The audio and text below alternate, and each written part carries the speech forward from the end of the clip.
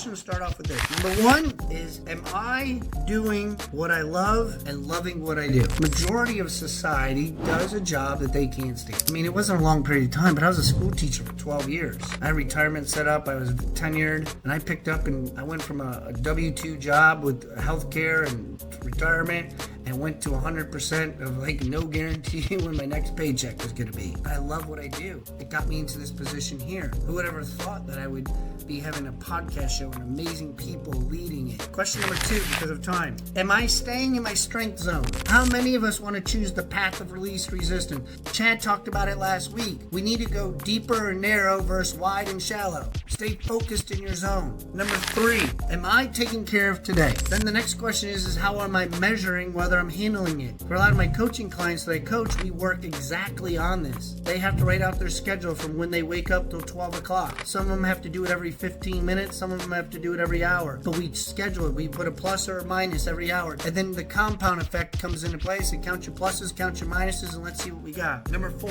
am I investing my time with the right people? How many of us wrote down some names? You know how many times I screenshot? I take pictures of people's names. I'm like, who's on here today? Who's on video? Who's not on video? Who should I engage with? I got a lot of winners over here. Are you doing that? Are you reaching out? Hey, I saw you on that show. I just want to introduce myself. Number 5, am I taking time to think? I just shared with you, I spent about 45 minutes to an hour preparing the show, coming up with notes, making sure I got links, making sure I have quotes, making sure I have some sort of story. How am I going to engage? What questions am I going to ask? And number 6, am I investing in myself? Well, Brock, I don't have any money. I don't have the right resources. Listen, Jim Rohn, as I shared earlier, many of us work too hard on our jobs instead of ourselves. If you want to be rich, work on your job. If you want to make a fortune, work on yourself.